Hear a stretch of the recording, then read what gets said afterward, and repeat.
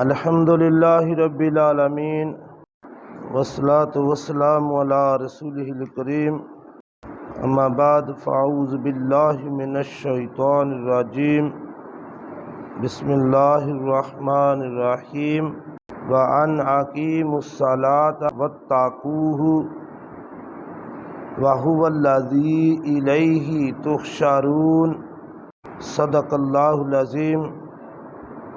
فجاء محمد سراج منیرا فصلوا علیہ کثیرا کثیرا۔ سورۃ الانعام آیت نمبر 72، 7واں پارہ۔ ارشاد باری تعالی وَأَنْ أَقِیمُوا الصَّلَاةَ، اور یہ کہ نماز قائم کرنا۔ پچھلی آیت کے اندر اس آیت کا آخری حصہ وَأُمِرْنَا لِنُسْلِمَ لِرَبِّ الْعَالَمِينَ کہ ہمیں حکم دیا گیا ہے کہ ہم سارے جہانوں کے رب کے جو پروردگار ہے سارے جہانوں کا، اس کے مطیع و فرما بردار ہو جائیں۔ اور یہ آگے اس کی تشریح ہے، کیسے فرما برداری ہوگی اللہ اور اللہ کے رسول کی صلی اللہ علیہ وآلہ وسلم، کیسے مسلمان بن کے رہیں گے۔ وَأَنْ أَقِیمُوا الصَّلَاةَ، اور یہ کہ یہ حکم بھی ہوا ہے کہ نماز قائم کرنا، کہ نماز کے پابند رہنا، نماز کے پابند رہو۔ وَاتَّقُوهُ، اور اس سے ڈرتے رہو، اللہ سے۔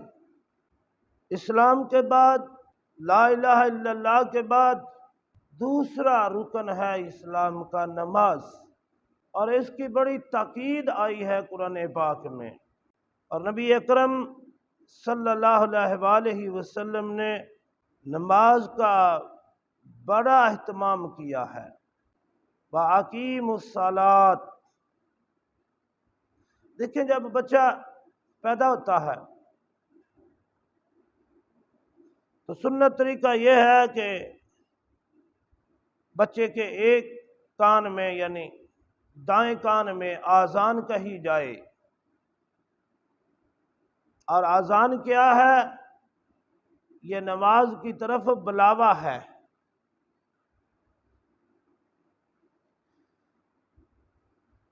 فلاح اور کامیابی کی طرف بلاوا ہے، اللہ اور اللہ کے رسول کی طرف بلاوا ہے۔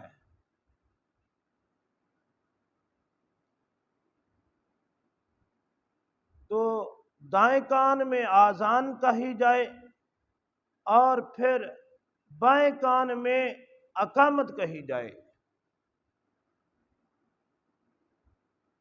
اذان بھی کہی جائے، اقامت بھی کہی جائے، گویا یہ مسلمانوں کے گھر پیدا ہونے والے بچے کو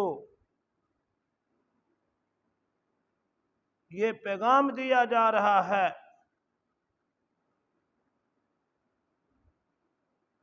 کہ تم بڑے خوش نصیب ہو کہ مسلمانوں کے گھر پیدا ہوئے ہو۔ تمہارے ایک کان میں اذان کہی جا چکی، ایک میں اقامت کہی جا چکی، اب تم نے زندگی ایسے گزارنی ہے جیسے نماز میں بندہ وقت گزارتا ہے۔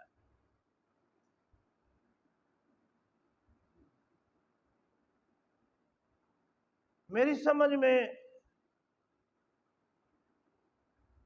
یہ بات آئی ہے، کسی کو اس سے اختلاف ہو سکتا ہے،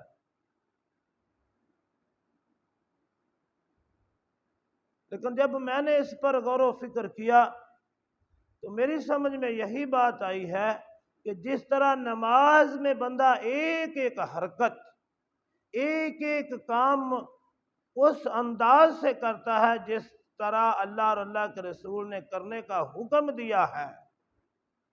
تکبیر تحریمہ کہتا ہے، سورہ فاتحہ پڑھتا ہے، قرآن پاک کی تلاوت کرتا ہے، رکوع کرتا ہے، سجدہ کرتا ہے، سارا وہی انداز اپناتا ہے جو اللہ اور اللہ کے رسول نے اپنانے کا حکم دیا ہے۔ نماز یہی ہے نا۔ تو پیدا ہونے والے بچے کے کان میں جو پیغام دیا جا رہا ہے وہ یہی ہے کہ تمہاری اذان بھی ہو گئی، اقامت بھی ہو گئی، اب تم حالت نماز میں ہو ساری زندگی۔ اب تم نے زندگی اللہ اور اللہ کے رسول کے حکم کے مطابق گزارنی ہے۔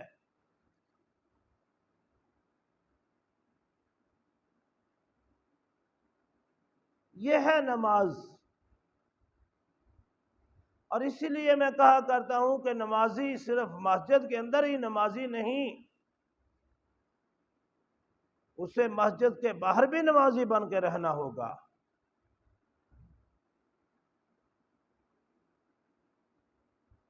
تب یہ نماز قائم ہوگی۔ واقعی الصلاۃ کا مفہوم تب پورا ہوگا۔ مسجد میں تو ہم اللہ اور اللہ کے رسول کی فرما برداری میں لگے رہے، لیکن جب باہر نکلے، اپنی دکان پہ بیٹھے، اپنے کاروبار پہ بیٹھے، مزدوری پہ چلے گئے، ملازمت پہ چلے گئے، جو بھی ہم نے کام کیا اگر اس میں اللہ اور اللہ کے رسول کی فرما برداری نہ کی تو پھر نماز کیسی نماز؟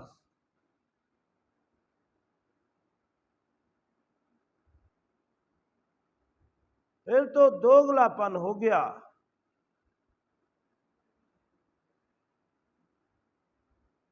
وَأَقِیمُوا الصَّلَاةَ وَأَن، اور یہ کہ پیچھے ہوا نا کہ ہمیں حکم ہوا ہے کہ اللہ رب العالمین کے مطیع و فرما بردار بن کے رہیں، اور دوسرا حکم یہ کیا، کیسے رہیں، کیسے رہیں؟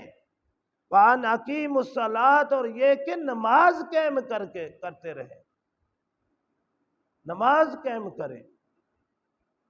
وَاتَّقُوهُ، اور اس سے ڈرتے رہیں۔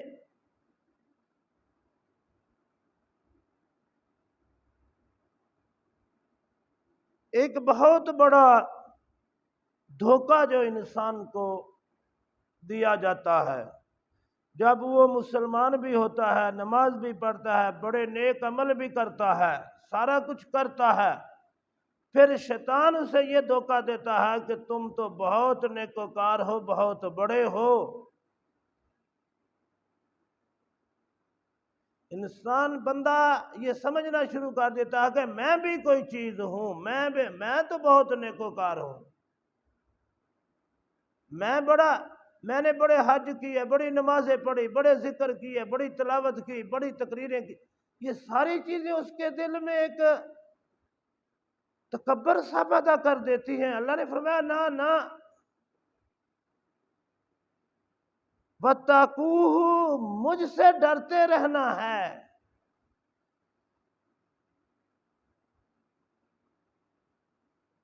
اور نماز کیا ہے؟ اللہ اکبر، اللہ کی کبریائی کا بیان نماز ہے۔ نماز کا ایک پہلو اللہ کی کبریائی کا اقرار ہے۔ تو جب بندہ ہی اپنے آپ کو بڑا سمجھنا لگ جائے تو پھر اللہ اکبر کا معنی تو گیا۔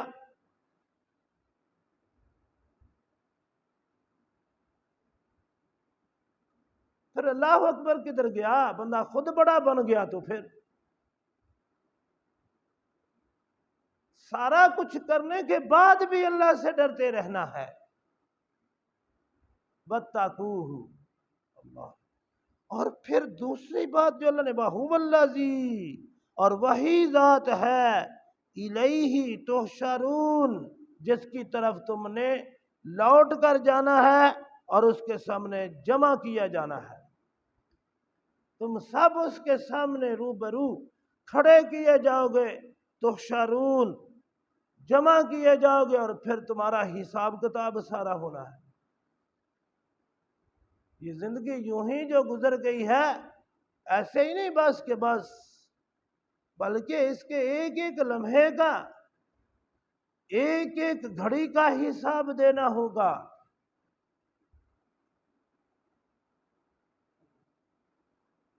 اور یہ بڑا مشکل کام ہے۔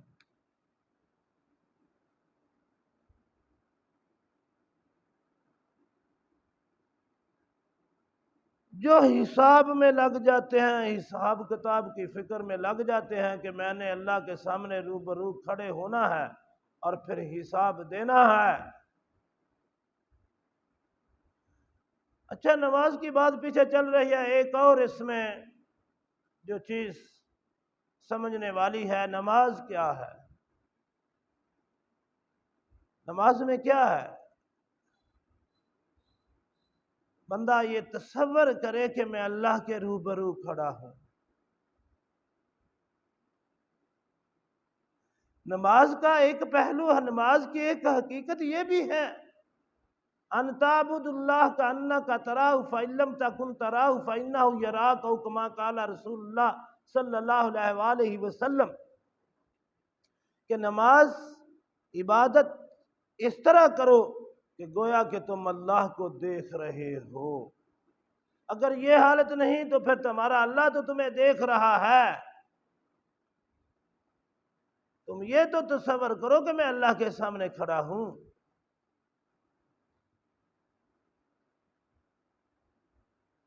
نماز کی ایک حقیقت یہ بھی ہے، ایک پہلو یہ بھی ہے جس کا ہم خیال نہیں کرتے۔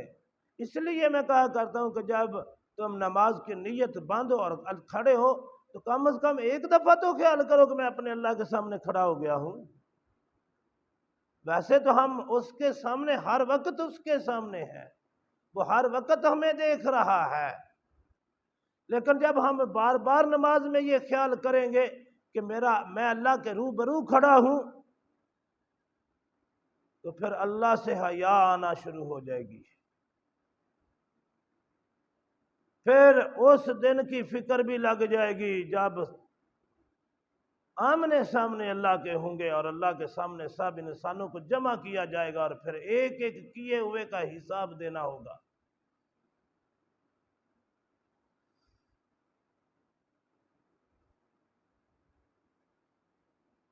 تھوڑا سا اس کا لطف اس آیت کا عربی میں لیتے ہیں۔ وَأَنْ أَقِيمُوا الصَّلَاةَ وَاتَّقُوهُ وَهُوَ الَّذِي إِلَيْهِ تُحْشَرُونَ۔ صدق اللہ العظیم۔